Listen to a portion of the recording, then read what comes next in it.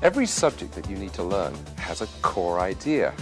And once you've understood what that core idea is, then everything else that you learn adds to your expertise and makes sense because it fits into that overall big idea. Well, the big idea, the core idea in accelerated learning is that everyone has a personal learning style, a way of learning that suits them best.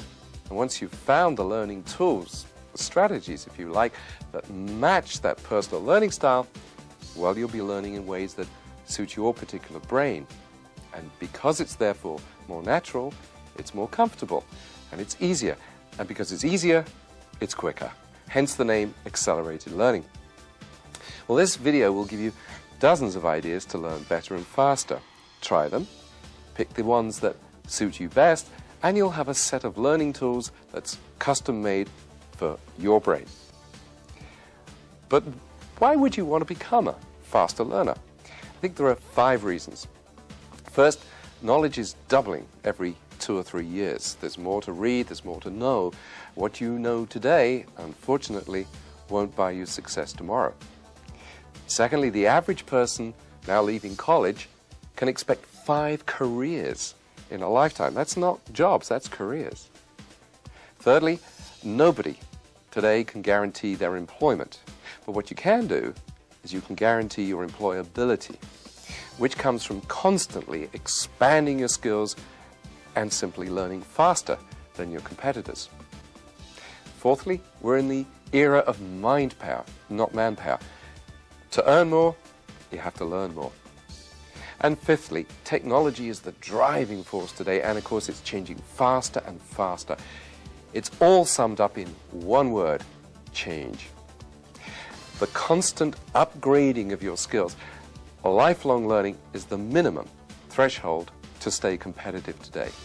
And in such a fast-changing world, learning how to learn surely has to be the core skill, because what you learn can, in fact, will become out of date. How to learn, well, that's a skill for life. And that's incidentally why I really hope that you'll share the techniques on this video with your children. Let me spend a few moments talking about your brain, because that's, of course, what you learn with. 90% of what we now know about the human brain has been discovered in the last 20 years, and accelerated learning is based upon those important new discoveries.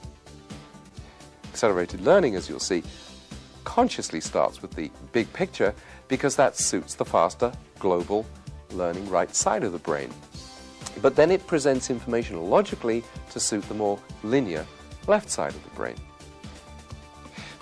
Here's one of the most fascinating of the new discoveries. There's a middle part of the brain which is a key to your learning. This middle brain controls your emotions, your immune system, a lot of the long-term memory, and it acts rather like a filter. Now, information coming into your brain from your senses passes through this middle brain, but if you're under stress, well, that information may not get released properly to the top thinking brain. The final information you need on your brain is that the idea of a single fixed form of intelligence, which you can measure as an IQ, has, I'm pleased to say, been discredited. In its place, Dr. Howard Gardner, who's professor of education at Harvard University, has shown that we have at least seven different forms of intelligence, and maybe an 8th. Each of those intelligences represents a resource for learning. You have a linguistic intelligence, the ability to absorb and use the written and spoken word. A mathematical logical intelligence, the ability to handle numbers and sequences and logically presented data. There's a visual spatial intelligence. You use this in navigation, in drawing, sculpture, diagrams. There's a physical intelligence, the ability to use your body well. Interpersonal, the ability to communicate well, to read other people's moods and body language sensitively. There's an intrapersonal intelligence. That's an inner-directed intelligence, the ability to be reflective, to make plans, to draw conclusions. And finally, a musical intelligence, the ability to use rhythm and rhyme well. Now, the result of all our research on learning and the brain has led us to see that effective learning follows 6 stages. Let me go over them briefly. Stage 1, your state of mind. You need to be relaxed, motivated, and focused. In other words, to mobilize that middle brain. Stage 2, whatever you're learning, it involves fresh information coming into your brain from the outside. So learning involves seeing and hearing and doing. And the more sharply your senses are focused on the subject, the better you will learn. Stage 3, you've now taken in the information. Well, now you need to actively explore the subject to make it your own. And that's when you'll use as many of your intelligences as possible. Stage 4, having understood the subject, you still need to commit it to memory in such a way that a simple trigger will cause the rest of the information to come flooding back. Stage 5, you now need to know, if you do know, to test yourself. In other words, do I really know this? And finally, stage 6, you need to reflect upon the whole process. In other words, to think back on which techniques really worked well for you and which ones might need to be modified. You see, you're now thinking not so much about what you've learned, but about how you learned it. These 6 stages provide an organized framework for fast and effective learning. But what do you actually do at each stage? Well, that's what my colleagues Malcolm Nicol and Jane Nicol are going to show you now with the aid of a studio audience of potential accelerated learners. Welcome to Accelerated Learning. I'm Malcolm Nicol. And I'm Jane Nicol. Before you begin to learn anything, you need to get in the right state of mind for learning. That means that you have to have a belief in your own inherent ability to learn anything and to have fun, to find learning an enjoyable and fruitful experience. You really have to have that unerring belief. Let me give you a few examples of what I mean. You think of some of the most famous, most intelligent, most creative people in the world. Think of Walt Disney, for instance. Would you believe he was actually fired by a newspaper editor for lack of creative ideas? Einstein couldn't speak until he was 4, couldn't read until he was 7. And Beethoven, he was actually told by a music teacher that he was hopeless as a composer. And we all know what happened to those people. What I'd like you to do now is think back to a time when you succeeded at something. It may be back in your childhood, it could have been in sport, it could have been in learning, at school. Something, a time when you felt so proud and people congratulated you, you were a success. Bring back those feelings. What were people saying to you? What were you feeling? What were you seeing? How did it make you stand tall and proud? Those are the feelings of success that you need to start learning with. You can learn, you can be successful because you've been successful before.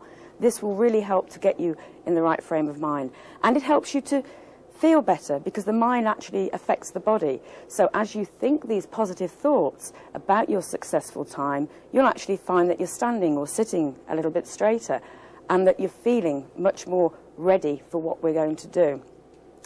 Now, from the beliefs that you have, you actually can start by breathing very, very carefully. Your brain is only 4% of your body weight, but it actually requires 20% of the oxygen. So when you start learning, it's very important that you clear your mind and take some deep breaths to clear away all the stress and strain of the day. And again, if we'd like to sort of just join in here now, just 5 or 10 cycles of breathing in and feeling the oxygen getting into your lungs so that it can get to the brain to help you get ready to learn. And you go, breathe in gently, hold it for a couple of seconds, and then out nice and gently. And again, in and you keep going, and as you're breathing out, you will feel the stress and the strain going. You will get your brain ready, nice and clear. And we should always employ this tactic before you start learning. It makes a break from what's been going on in the day, from all those things that buzz around in our heads. We're going to start learning now, so relaxed. This creates a very relaxed, focused frame of mind, which is the type of frame of mind you need to get on with learning and to do it in a very positive way. Why are you learning anything? You have to know that before you start. You have to decide what we like to call WII-FM. You tune into radio station WII-FM. What's in it for me? What's the ultimate reward? What's the ultimate payback from the learning experience? Let me give you a few examples. Let's say, for instance, you were trying to learn a foreign language. Why do you want to learn French? Is it because you want to go on vacation to Paris and be able to go into a beautiful sidewalk cafe and order dinner and make sure that the steak comes back cooked the way you really want it? Or maybe it's a business expansion and you have a client that you can do business with in Mexico City. He doesn't speak English. Imagine how much to your advantage it will be if you can speak Spanish. So you need to have a clear vision of achieving that goal and what you're going to get out of it. Imagine yourself there in that sidewalk cafe, having ordered an exquisite dinner, having conversed fluently with the waiter. Picture yourself there. Imagine how good you will feel, how exalted you will feel. Just feel that elation. And the same if it happens to be a business negotiation. You're actually down there, sitting around the negotiating table in the boardroom. You've clinched the deal, you've shaken hands, you've impressed your client with your knowledge of his language. What a great courtesy. What a great business advantage. Now, on the way to getting there, you need to set yourself some goals. And you need to do things one step at a time. Because trying to learn a foreign language, for instance, seems like an immense task if you're sitting here today and you don't know a word of French or a word of Spanish. Try learning just 5 words a day. 5 words a day isn't very much, but over the course of an entire year, you could actually become very conversational in that particular language. Another important thing you can do for your motivation along the learning path is to actually reward yourself. When you do achieve one of those goals, pat yourself on the back. Give yourself a gold star. If you're going out to learn French and you achieve a certain level, take yourself out to a French dinner. Have a restaurant and practice your skills while you're there. Very, very important. Pat yourself on the back. We like to call it catch yourself doing it right. Another important thing is confidence, to build up your confidence levels. And I've talked already about learning a language, and it's a good example to continue with, because what you need to find at the beginning of any learning experience is what you already know.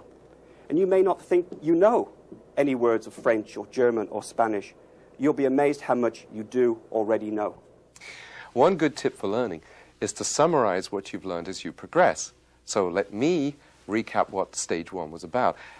Essentially what Malcolm and Jane have said is that a little time spending preparing for learning makes a big difference later. Spending time to get focused and positive, motivated, psyched up if you like an athlete, is time very well spent.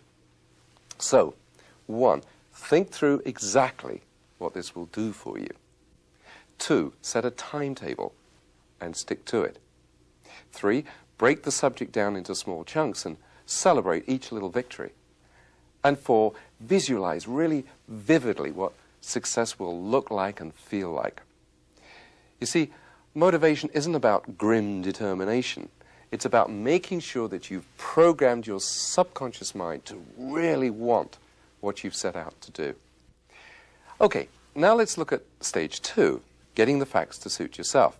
So without any more ado, what we want to do right now is get you all speaking Japanese, counting for us very simply in 1 to 10 in Japanese. We'd like you to stand up just for a moment. What we've done here is, you saw the Japanese characters before and you probably thought, how on earth are we going to count to 1 to 10 in Japanese? We've accelerated the process here. So we'll do them in pairs and build up as we go through, and if I'll take the lead, and if you'd like to follow, we start with 1 and 2, which are ichi, ni. So we scratch our knee. So it's ichi, ni. That's it, come on, join in and say it, please. Ichi, ni. 3 and 4 are sun, we point to the sun, and she, we point to a lady.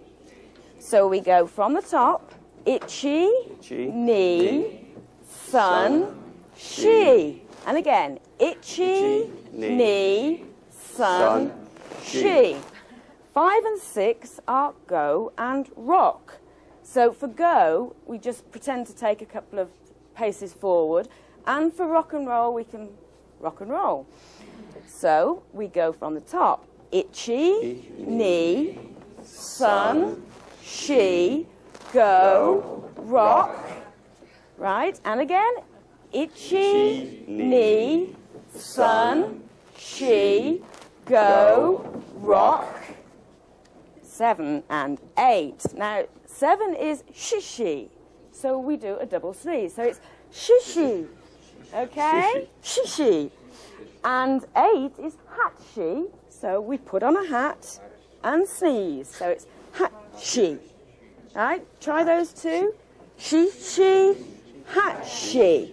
Okay, and again. Shishi, hatshi. Remember the actions. It all helps to build the memory. So we start at the top with itchy, knee, sun, she, go, rock, shishi, hatchi. And again, itchy, knee, sun, she, go, rock, shishi, and hatchi. Great. And the last pair are 9 and 10, which is coo, like a dove, and Jew, we put on the yarmulke, right? So it's coo and Jew. Okay? From the top. Itchy, knee, sun, she, go, rock, shishi, hatchi, coo, and Jew. We will be coming back to this later on, and we'll see just how much you've remembered. Thank you very much. You sit down. That was really excellent. Thank you very much. A very good participatory audience. It's got you all warmed up as well. But this is true multi-sensory learning. And when we first said to you, we're going to teach you how to count to 10 in Japanese, I could see expressions on your faces. You couldn't believe it. Perhaps now you can believe it. Jane? One of the techniques that we use in accelerated learning for helping you to make sure that things are in your style is to actually get a big picture overview. When you're starting a subject, look at the whole thing, see where you're leading to, so that you can see how the parts build up and fit in. The next technique that we like to use is to actually break that big picture down into small steps, because again, just like goals in life, if you've got small steps along the way, you can reward yourself as you achieve them, you can calculate how you're progressing, you know you're moving towards your final destination. Now, there are many, many ways of learning, of getting input. It can be an audio tape program, it can be videos, television programs, lectures, books. No matter what input you use, to make sure that you're listening or watching very carefully, you should always be trying to ask questions of the person who wrote the program, who wrote the book, who's presenting. Because if you're always listening to ask the questions, to try and trip them up if you like, then you're listening well and you're making sure that you're concentrating, looking for the things that you need clarification on. And we recommend that you use the A, E, I, O, U that's on the board there, which are the vowels in the alphabet, to remember the type of questions you need to be asking. They are assumptions. You know, what assumptions are being made here? What evidence is there for the answers? What illustrates this point? Or what illustrations can I think of in my own work? What opinions or conclusions can I draw from what's being said? And basically, what's unique about this? What haven't I heard before? What can I do with this? So always be forming questions, asking the author, the writer, the presenter in your mind. You know, get your answers. You'll be very much listening well if you do that. As Jane mentioned, as adults, there are 3 key ways that we take in information: visual, auditory, and physical. And I'd just like to ask you to consider for a moment how you best remember various events that happen. Let's say, for instance, that you're watching TV, or you're at the movies, or even reading a book.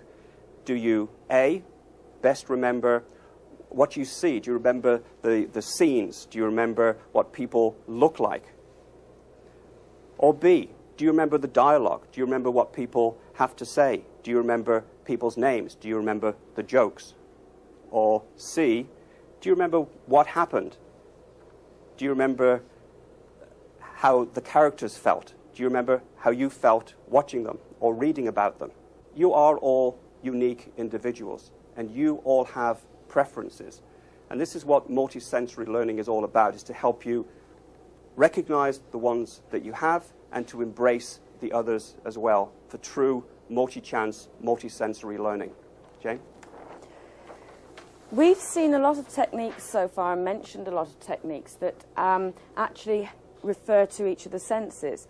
The visual people will certainly find techniques like highlighting. As you go through a textbook, don't be afraid to highlight, because we've all been brought up to respect books, but basically they need to work for you, and you should be involved in what you're learning.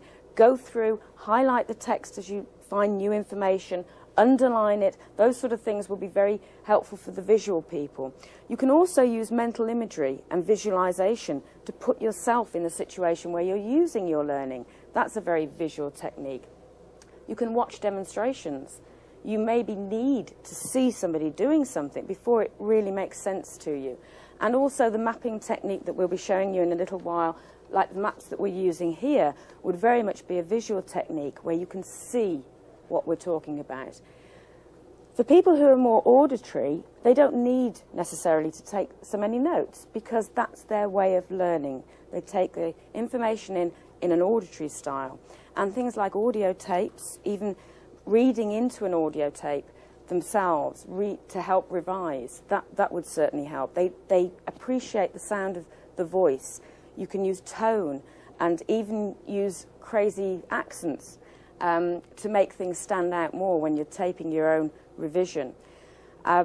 Reading out loud is definitely helpful for somebody who's auditory, and obviously lectures are ideal for them. For the physical learners, they really need hands-on. They need to actually be doing things to make sense to them. So again, actually taking part in a demonstration or taking part in role play would certainly be an advantage for them.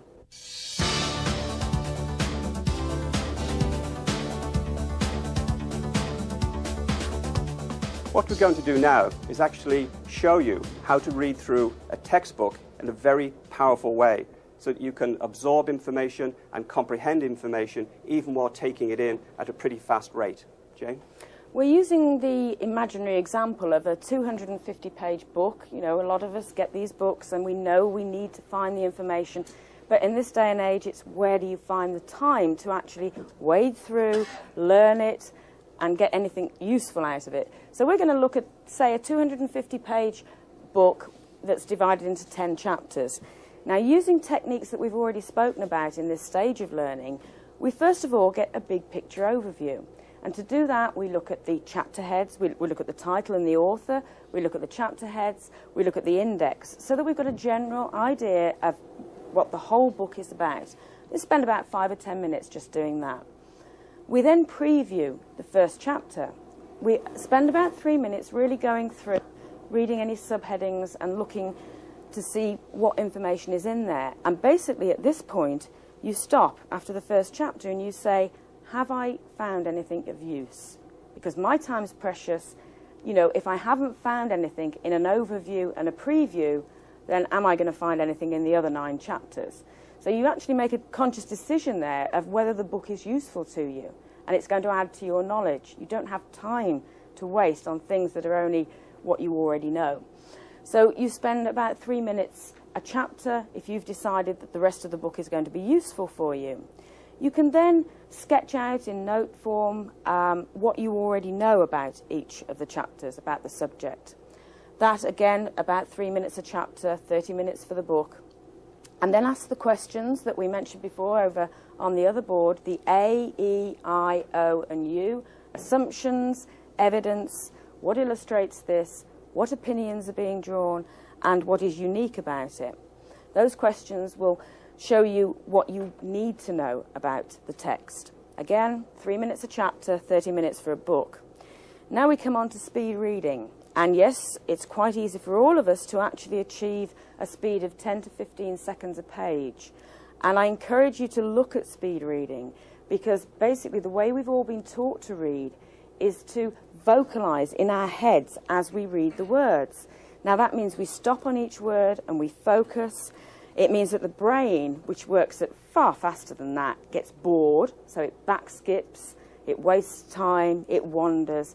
If you teach yourself how to speed read, and you can achieve quite easily at least 2,000 words a minute because your eyes work quite happily at that speed, scanning the pages, you will find the key words that you need to know about are there, and you will focus in on them. It actually stops the brain getting bored, so you're more effectively reading. And you can achieve this 15 to 20 seconds a page and really, get the information that you need without the wasting of time that the vocalization causes in the brain. 15 seconds a page, about 8 minutes for a chapter. That means you've spent about 80 minutes on the book. We then go on to step 6, which is the after view.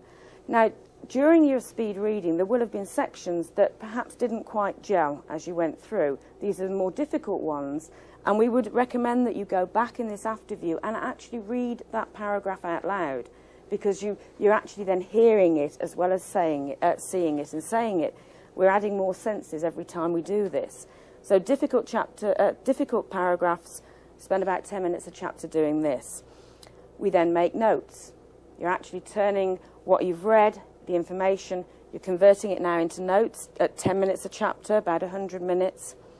And then probably the most important thing when you're learning is a review cycle. What's the point of doing all this if you can't remember what you've actually read or learned?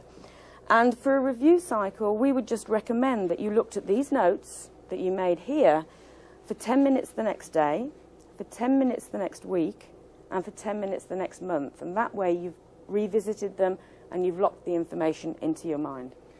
So here, in just 410 minutes, less than 7 hours, you've read an entire 250-page textbook. But you haven't just read it, you've reviewed it, you've re-reviewed it, you've made notes, but also you've fully understood and fully comprehended it. That's the power of power reading. Now, in terms of taking notes, there's another very important technique that we call learning maps. And we've actually already introduced you to learning maps, because that's exactly what this is here. It's a unique way of making information much more memorable. And we do have in the studio audience today somebody who has effectively used a learning map in his work relationships. I'd like to ask Jerry Cohen to come up and share with us his experiences. Welcome, Jerry. Certainly. Hi. How you doing? Would you please tell us, first of all, what your occupation is, what you do? Yes, I'm a global account manager for Hewlett-Packard Components Group. Mm-hmm. And how have you embraced the whole idea of learning maps? Well, I've used learning maps for different things. I found it very useful for presentations. Mm-hmm. For instance, I have in front of me a presentation that I did a period of time ago, and it was a region review. So I centralized the talk about the region review, and I had different portions that came off, that radiated off it, and I talked about each thing in turn.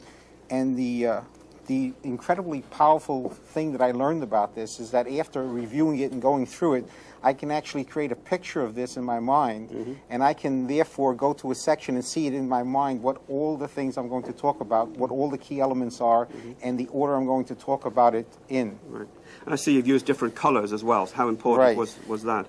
The different colors aren't really essential, but they do help to distinguish it a little bit better. Mm-hmm. And how do you find this kind of learning, keeping notes, is different from the old-fashioned linear methods, I guess? Yes. In the beginning, I really didn't see what, just by reading about it, I really didn't see what the difference was. Mm-hmm. When I actually started using it, I found that it made a tremendous difference. Mm-hmm. I found that I can visualize the sequence of events. When I made notes, I could then put another note right in the exact spot. If you did it in a linear fashion, there's no room for adding it. Everything is in a sequence of what you went through, but not necessarily in an organized way. And this is a very important point, because for learning to become truly memorable, you actually have to implement it and put it into effect. And this is something that you've now shared with other people? Yes. In fact, I've given these techniques to people in my group, and they've used them. Some of them are in the audience there. Great. And they've used them and different things as well. Okay. Thank you very much, Jerry. Okay. We appreciate it. Okay. So there you see what learning maps are all about and how they can actually be applied into the workplace very, very effectively. It's a true way of learning, using all of our senses for learning. So how do we actually build a learning map? Basically, we find out what the core idea is, and we put that in the centre.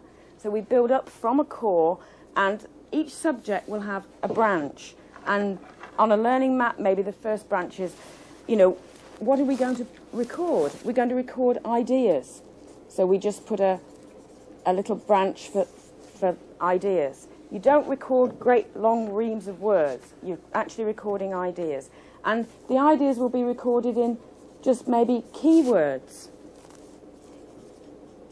So that one word will trigger the memories and you'll remember everything else. Now, you might actually record in pictures if you're a good artist. If your brain thinks that way, you might well start drawing your, you know, whatever it is you're talking about. I've got a nice little house there. Or it could be you're drawing symbols where you've got big arrows going from one thing to another, where it loops and joins up information, things that aren't even possible on linear maps without really getting completely lost. You might then have another section which says, well, what can we use them for? Jerry's used them for presentations. Anything that you have to write notes for. So it could be for meetings, to actually record ideas from meetings. Brainstorming is another wonderful way, because you can go back to add information later as it crops up, and yes, it's related to that, or it's related to something else. Colour is very important. The visual memory is very, very strong. And this is why learning maps work, because instead of having 6 pages of notes, you've actually got all your notes on one page, and you almost take a photograph of it with your brain. And if you're trying to learn from it, and you're redrawing a map, your brain will be looking for what's missing. So you might have, on the original one, had 3 legs, and you think, you know, that part of the subject I've completely lost. That's where I need to do some more work, because your brain is in tune with this sort of learning. A brain cell is very much like this. You know, you've got a centre and you've got all the connections coming out from it. So we make it as memorable as possible, and we use a lot of colour. Colour can be used to relate different parts of the information so that you can track that the same ideas are in the same colour. It can be used, as I said, to actually relate things. So, you know, you have these, the colour is important, and we want to colour the keywords maybe. So we add the colour into the keywords. You also maybe use different sorts of lettering. I mean, on a rough map, you just go through quickly, but then part of the technique is to actually redraw your notes later so that you organise them more. And that's all part of the memory and learning process. But, you know, you might have something, if you write in the word stress, you might go, ah, you know, and really make it look like what it's supposed to be. So you know that that's, oh, stress, or, you know, we had one on the earlier one which was relax, and it was a very laid-back lettering. They're just visual ways of making your notes come alive, and they can be so useful because you can picture what you've learned. And the old saying is, picture's worth 1,000 words. This is definitely a way that we would encourage you to try, because like Jerry said, once you've tried, you really do realise how useful they can be, and you end up using them in preference to any other method of taking notes. So we each have a preferred individual learning style. We really have a combination of intelligences. What accelerated learning does is it helps you identify what you're good at, and it also identifies the things that maybe you want to work on, so you can embrace all of the different intelligences. Learning must never be passive. You have to be doing something as you learn. And this chart, I think, really tells a story. On average, we only remember about 20% of what we read, 30% of what we hear, 40% of what we see, and about 50% of what we say. But the single most effective way to to learn is to physically do something, to be actively involved. But that still only results in about 60% recall. However, if we can see it, if we can hear it, if we can say it, and if we can do it all together, then we can increase that recall to 90%. Multi-sensory learning really pays dividends. I remember I once asked a group from an insurance company to write down the individual processes involved in dealing with a claim. Each person held up one of the processes in front of him, and then they all positioned themselves in the correct sequence at the front of the room. It was a very powerful learning experience that they never forgot. And speaking of powerful learning experiences, what are you doing right now as an active learner? Are you making a learning map? Will you stop the video and think through what would work best for you? That's what we mean by active participation. Knowing about a subject and really understanding it are two different things. Well, if you've done a good job at stage 2, you'll certainly know about your subject. But will you really understand it? Converting data into understanding is the job of stage 3. We're going to look now at the traits, if you like, of the 7 intelligences. And we all have a different profile of them. We all have all 7, but we just use them in a way that is unique to us. So when I pose some questions, by all means, you will be able to answer yes to more than one, because we don't just rely on one intelligence. And the first one we're looking at is the linguistic intelligence. Now, are there people here who enjoy verbal arguments or crosswords, things like that? Those are the linguistic talents, and they would certainly be using things like asking questions or rephrasing what they're learning in their own words. That would be a way of actually employing this linguistic talent. Now, for people who like figures and accounting and science, and maybe calculating the betting odds, that is a display of the mathematical intelligence, mathematical and logical. And the sort of techniques that we can use to help us use that would be to rate and categorize what we're learning, to put them into numbered lists so that we can use this affinity we have with our mathematical, logical intelligence. A lot of people enjoy actually things like dressmaking or building models. That is using their visual spatial intelligence. And again, as far as a learning tool, we can use this by using visualization, and actually the mind mapping that we looked at in the last stage would be very, very useful to bring out this visual spatial intelligence. And then there's a group of people who definitely need to get hands-on, the people who are good at sports, for whom physical activities are the way that they transfer their learning into being. And they're the sort of people who would definitely need to be involved in actually learning, in experiments, in demonstrations, really working through and getting their hands into what they're actually learning about. Are there any people here today who are good at music? You play the piano, play the guitar, and that many other of you are also good at music. You have a good sense of rhythm. You can recognize a tune. You're musically talented as well. And what you should do is you should have pleasant music playing in the background when you're learning, or you should turn things that you've learned into jingles or rhymes to help you remember them more effectively. Are there people here today who are good at note-taking, and you like to keep notes of everything that you do, and you also like to sit down and think and reflect and analyze what you're doing? You would have an intrapersonal intelligence. So you should make sure that in any learning situation, you allow for quiet time so that you can afterwards sit down, work out what went well, what could have gone better, and so how you can apply it in the future.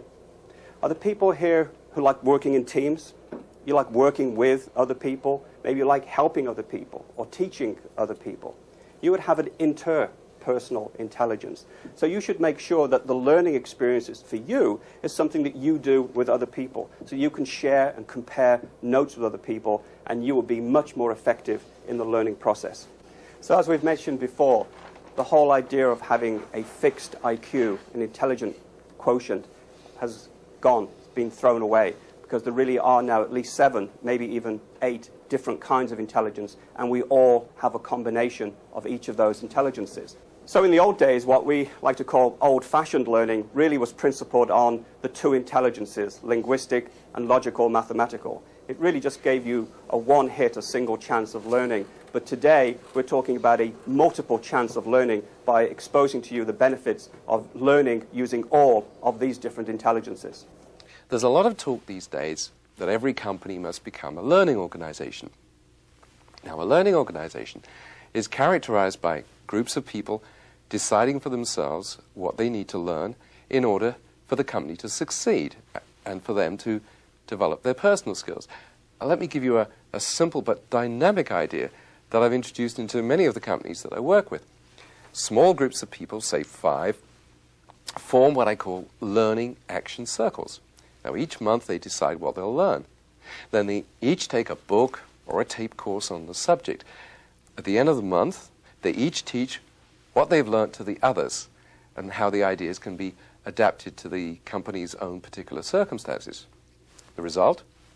Then the very act of teaching it to the others really does ensure that you understand the subject well, and secondly, you get to master 5 times as much material in the same time. Now, that really is accelerated learning. I'm sure you could use the same idea in your own organization. Let's briefly look at how a language learner used an accelerated learning course, language course, through a whole range of his intelligences. I use post-it notes. The good thing about them is that you can stick them on and off different objects. I tend to stick them on objects that I don't know the words for. I had one on the drawer for le tiroir, and I could never remember the word for central heating, so I actually stuck one on the radiator with le chauffage central on it. And again, it was a very simple way of remembering key words, key phrases. The physical, it seemed somehow as if the physical act of sticking it on and then looking at it and reading it aloud all together made me learn it very, very quickly indeed. What I did was I got myself 4 big white blank pieces of paper and some colouring pens, and each time I came across one of these words in the course, I drew a picture of it, because that's a good way to remember it, and I wrote the French word underneath. And as time progressed, I filled the posters more and more, until now all 4 of them are complete. It was interesting, when I first started off this course, that in the instructions, it advises you to write in the book, to use lots of different colours, to highlight verbs, and to interact with the book as far as you can. And I must admit, initially, I was a bit concerned about that, because I guess traditionally you tend to think of a book as something that you passively read and you don't write in. But I mean, I'm just amazed at the impact that actually physically writing in the book, highlighting it, making the notes in the book. I don't need lots of other written notes. This is my notes. And it almost makes the book like another person. It makes the book talk back to you. Fumeur ou non fumeur? Non fumeur. Bon. I'll just launch into an imaginary conversation with myself. One step beyond doing it with the book, I'll just imagine I'm in a situation and I'll act out the part of 2 people. Incidentally, which of the exploration techniques are you using right now?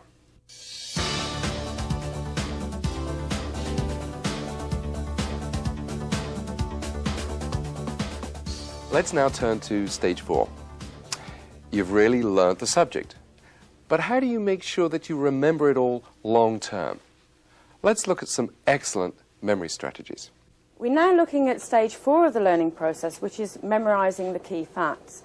And basically, stage 2, which was getting the facts in the right way to suit you, and then stage 3, spending time exploring it with these 7 or 8 intelligences so that you truly understand what you're learning, is all a waste of time, quite honestly, unless at stage 4 you can actually remember and recall when you actually need to use that information.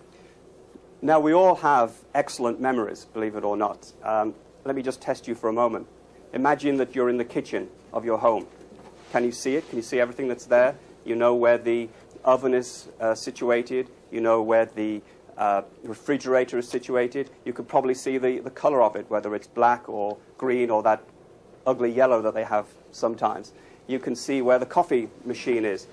Maybe for you, thinking what your kitchen is like conjures up a smell of the coffee that's brewing in the morning. But you can each picture in your own mind's eye exactly the layout of your own kitchens. You've seen it, you've remembered it. The important thing that we need to do is take in the information and transfer short-term memory into long-term memory so that then you can trigger it and you have it something you can use forevermore. Jane? One of the fundamental things in memory is, it may sound crazy, but the first thing you have to do is actually decide you're going to remember. Make a conscious effort and say, yes, I'm going to remember this. That is the first thing to key up the brain ready for, oh, you know, I'm going to make a memory here. And I like to think of making a memory, if you like, as almost forging a path through the forest. The first time you go through, you part the trees, you struggle through, you get to the other side, and you look back, and nobody would ever know that you've gone through there. There's not a path defined through that forest. But if you go back that same route every so often, gradually you wear away the undergrowth. You make that connection from one side of the forest to the other much stronger. And that is exactly what happens with a memory. And to make use of this, we like to use what's called a review cycle. And that is basically, you learn your materials, you review them within an hour, so that you've got a very early review of materials. And if you're using learning maps, this is the ideal way to do it, because you flash your map for a couple of minutes, that's all, and you're starting on this review cycle. You then review again within 24 hours of learning, you review within a week, you review after a month, and after 6 months. And the staggering thing that happens to your recollections is that without a review cycle, in 24 hours, you will only remember 30% of what you've done today. With a review cycle, after 6 months, you can be as high as 80% recall. That is a tremendous difference. So it's well worth getting into this habit of a short review on a regular basis to keep you up to speed on what you're learning. And as I said, reviewing with a map is definitely a very easy way of doing it.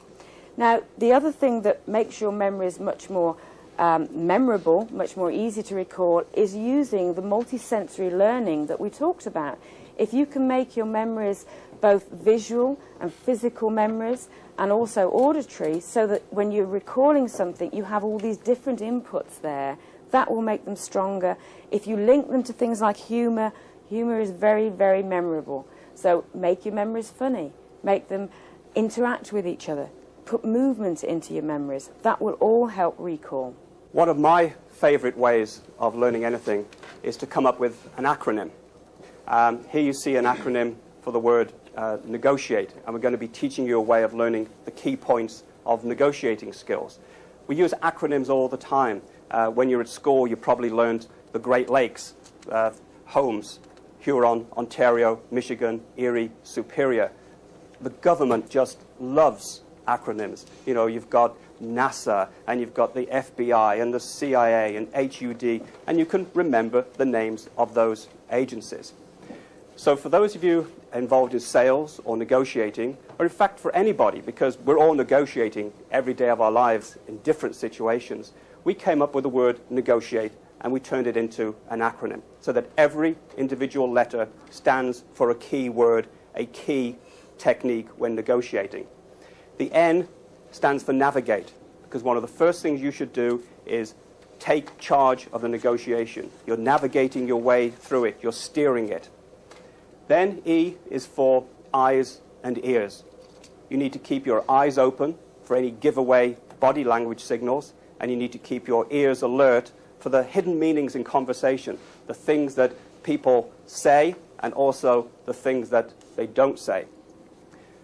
The G in negotiate is for grimace, and this is one of the most basic tactics of all, which is that whenever anybody makes you an offer, the first thing you do is flinch. You pull a face. You don't like it. You grimace. The O is outrageous, similar to the one before. Anytime anybody makes you an offer, it's outrageous. You couldn't possibly accept that. But you yourself know that you, in turn, will also be making outrageous demands. The T is for trade-off. And this is something that you should do immediately, always, when somebody asks you for a concession, you ask for something in return. It's a trade-off. I is for impersonate. In any negotiating situation, you're going to be pretending that you're either a reluctant buyer, maybe, or you're a reluctant seller, or you're raising issues that aren't really of any great concern to you. It's a decoy, it's a red herring, but you're raising those to get them settled before you move on to the main issue. Or you might be pretending to be dumb, when in fact you know that you're really smart. So that's I for impersonate. The A is for agree. And most salespeople know this, that you should always agree up front with the customer. Yes, I understand what you're saying. I see your point entirely. But, or you can use the good old feel, felt, found technique. I know how you feel. Other people have felt the same way. But what they found eventually was. The T in negotiate is for teasing. This is really nibbling and getting extra concessions. You've already agreed that you're getting a $50,000 a year salary. You've agreed the health benefits package. You've agreed how many weeks vacation you're going to have. You've shaken hands, and just as you're turning away to walk out the door, you turn back and you say, oh yes, and that does include membership in the country club, doesn't it? So you're just teasing for an extra concession, probably at the last minute. And the last one in negotiate is E, for easy acceptance. Because after you've got everything that you want in the negotiation, you want it to be a win-win. You want the other person to be happy. So you want to make it easy for them to accept the deal. So you can make them a promise such as, well, the next time I'm in town, I will come to you first, and I make sure that you get our most favored rates. So the way I learned the key skills for negotiating was to actually put them into this kind of acronym. And these are the key points that my good friend Roger Dawson came up with in his negotiating programs. Malcolm is very gifted with the linguistic talent, and obviously for him to create an acronym is something that's natural and easy. For people who maybe aren't quite so good with words, what they would probably do is use their mathematical talent and just literally number the points as they came across them, and then they would be able to say, there are 9 key areas that I have to remember. And obviously, as you work through them, if you can only get to 8, you know you're missing one. The same sort of principle, but using more of a mathematical approach than the linguistic one. Another way of actually committing what you're learning to memory and helping you revise things is to create flashcards. And again, we've used the negotiate acronym. And basically, if you're stuck in a traffic jam and you've got them with you, you can pick them up. And what does the N stand for? And on the back, we've got the key points. Steer the negotiation in the right direction, lay down the initial criteria. And you can go through them so that you can gradually learn and test yourself on the different stages. So there's another technique that's very, very useful. Basically, to round up this section on memory, one of the key things is to understand that when we're asleep and our eyes are offline, the brain carries on working and sifts through the information that we've been taking in all day long. So actually sleeping on it is a very important memory technique. And we've all experienced, you go to bed and you're trying to remember something and you really can't amongst everything else that's gone on. And next morning you wake up and you think, there it is, it just popped out. The brain has been working while you're asleep, filing all the bits of information in the right categories. And, with some of these memory techniques that we've introduced here and reminded you of, you certainly will find that overnight your memories will get put in the right places so that you can recall them when you need them. Now let me add one excellent memory technique to the ones you've already seen, and it rejoices in the title of memory flashing. Essentially what you do is that you take your notes, your memory map, if that's what you've done, you study it, and then you put it on one side, and you recreate that memory map or those notes from memory.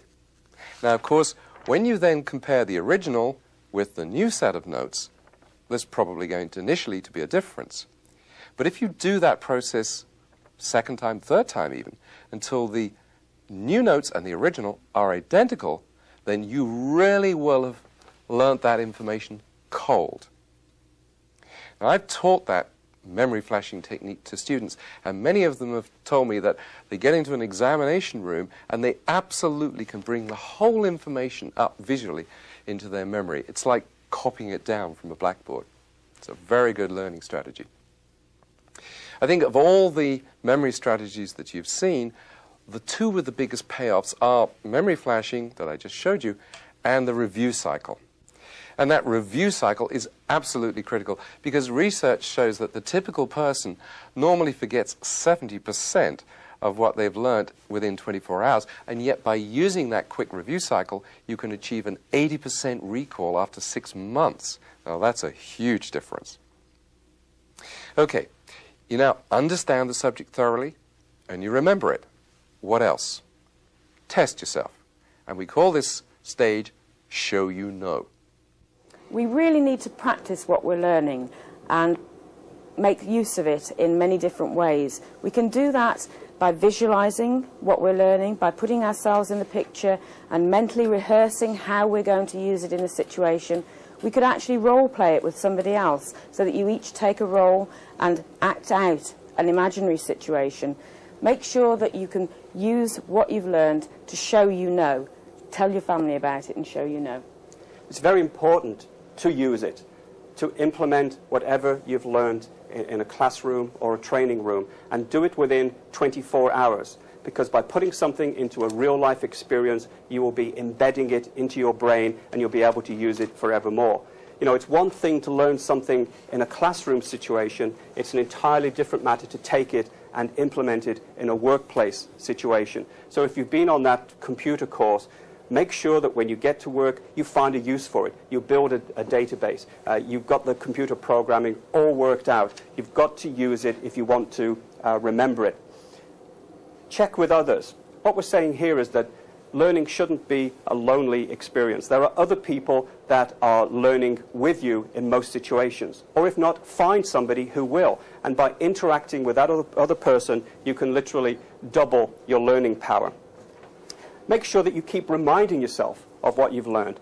Make flashcards, make posters, make learning maps, have little post-it stickers, put them on the notice board, stick them on the refrigerator, put them in places where in the course of a day you will almost accidentally come upon those reminders of what you've learned, and those constant reminders will again help embed that information into your long-term memory.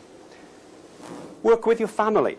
Your family hopefully is supportive of whatever it is that you're learning. So sit down with them, rehearse with them, get them to let you talk to them about what you've learned. Because when you have to tell somebody about what you've learned, you really have to marshal your thoughts. You really have to make sure that you understand it so you can communicate it to somebody else.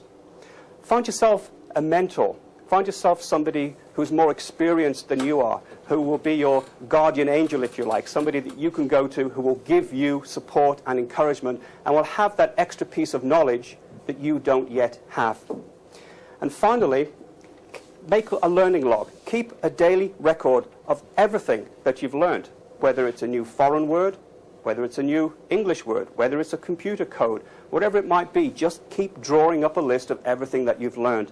Imagine how motivating it is when you've got your learning log of all your newfound, your newly acquired wisdom. Very motivating. We also have a technique that we call learning action circles. And really what we do is we like people who are learning to link up with other people, a group of study buddies we call them. Because when you join with other people and you share the learning, you learn from each other, you help the other person learn, you also introduce them to maybe a different way of learning because your techniques might not be their techniques. So everybody builds a common understanding then of different learning styles, and you can benefit from other people's learning styles. Stage 6, and an important part of the learning process, is reviewing what you've learned. Taking time out to sit back and reflect on what you've learned so that you can have that information to use forever. This really is a self-analysis section. You use that intrapersonal intelligence to actually reflect and go through the process that you use, not the subject. So it's not so much the what we've learned, it's how did I learn? What techniques work for me? What tools can I use again? Or what tools really didn't work? Let's, find some others. So you review and you find out what you can use that's going to benefit you. And there are two important questions that we ask at this stage. And the first is, what went well? And the second is, what could have gone better. So to help us with this whole review process, what we've done is to put together what we call a personal progress plan. And this is something where you can sit down and ask yourself these key questions and make notes at your leisure. The most important things I learned are: you should prioritize the important things from any learning session. Secondly, as a result, I will do this or use these following ideas. So you haven't just learnt something, you know how it's going to impact upon you in the real life situation. The third one is, I can expect this initial difficulty, but I will overcome it by this action. This is actually addressing the fact that you realise that, you know, it's not going to be plain sailing all the way through, and that there may be little stops and stumbles along the way, but you're prepared for them. The next one is, I will check on my progress. I will know when I've succeeded. So we go back to earlier today when we spoke about rewarding yourself.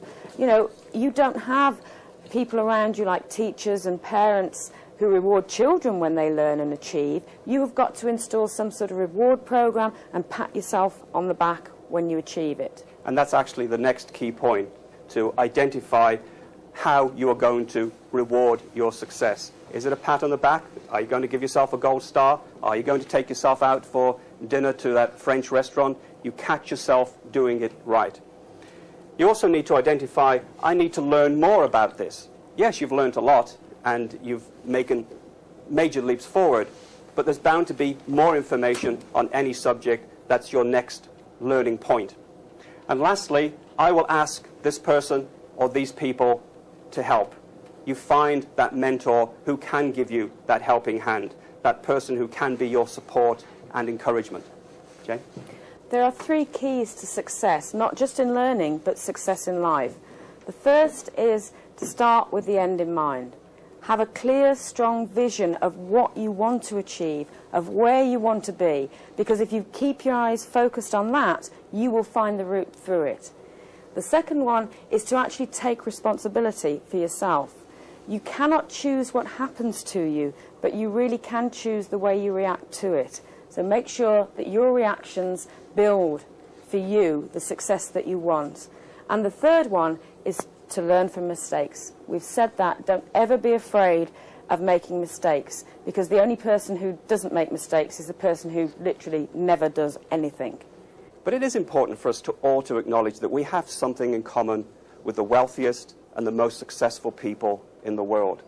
60 seconds in a minute, 60 minutes in an hour, 24 hours in a day, 7 days in a week. It's what we do with that time that's so important, how we maximize that time. And accelerated learning principles will help you make the most of that time. We tell you things like you need to prioritize and know what's important rather than what's urgent. That may sound like a silly thing to say, but there are times when you could be working on a very important business project. The telephone is ringing, so it seems urgent. You answer the telephone, and who's there but somebody you don't want to talk to? Somebody trying to sell you something, somebody trying to collect a bill, or whatever. They're people you don't want to talk to. A waste of time. You need to prioritize and know how you're going to spend your time valuably. 2 other things I like to use called downtime and double time. Downtime really are those moments in the day that, again, we all have. The 15 minutes when we're waiting to catch a bus, the 15 minutes we're waiting to catch a train, or we're in the doctor's office or the dentist's office, and we're sitting there and we're idly flipping through magazines, or we're daydreaming. We could be spending that time instead very profitably. We've talked already, given you some examples about a foreign language. Imagine if you were carrying around with you flashcards with French words or Spanish words written on them. You can refer to them in that downtime. You would learn them, and you become quite effective in a foreign language over the course of a year, just spending 15 minutes of downtime a day. What I mean by double time is to really do 2 things at the same time. I'll give you a personal example. I started running about 3K 3 times a week. I found it quite boring, just plodding along there all by myself, until I got a Walkman. I invested in a Walkman. I invested in audio tapes from people such as Brian Tracy, Dennis Waitley, Roger Dawson. And so while I'm out there running, I'm not just being entertained, I'm gathering information. I'm improving my mind at the same time as I'm improving my body. Very important for us to make the most use of our time. And continuing on that theme, we'd really like to encourage you to push your personal comfort zone. Really try something new. You'll have discovered today your personal learning preferences, and you may be the kind of person who likes to sit down and quietly think through a problem and not be bothered by other people. But you might be amazed at the benefits you will accrue from sitting down with a group and trying to have an interpersonal learning experience. Some people don't like the thought of goal setting or visualizing success. I would encourage those people, the ones that are most reluctant to try something, to give it a try and to push your personal comfort level. We are living in a world of incredible accelerated change. The amount of information that we're asked to absorb on a daily basis is absolutely phenomenal, even compared to just a few years ago. And that's where accelerated learning is so important. Accelerated learning can help you learn anything easier, faster, better, more efficiently than ever before, if you will put it to use. We've given you some techniques today, we've given you some tactics, we've really shared some of the initial concepts of accelerated learning. But it's not going to do anybody any good at all unless you're willing to put it into practice. And we would encourage you to go away today and do that. Thank you very much indeed. Thank you. Okay, you've been through a really comprehensive learning experience now. You got into a relaxed, motivated, focused state of mind. You've actually turned the information into visual or auditory or a physical form, or indeed, ideally, a combination of all three forms. You've explored the subject thoroughly through a combination of your intelligences. You've memorized some keywords to trigger your recall at any time in the future. And you've tested yourself. What more could you possibly do? Well, just one more thing. Take just a moment to think through not what you learned, but how you learned it. This brief last stage of review enables you to become a better and better learner and in total control of the process of your own learning and indeed development. If I had to pick out some of the absolutely key steps, I think I'd probably say, one, focus really hard on what learning this subject is going to do for you. Power read the material to get the core idea quickly. Then create a memory map of what you know so far. And then keep adding to that memory map as you progress. Stop and summarize the key points in your own words. Then teach what you've learned to somebody else. Memory flash the learning maps until you know it absolutely cold. And finally, use a review cycle so that you really lock it all down in your memory. However, these are just my ideas because they suit my learning style. The most important question is, what will you do to accelerate your learning?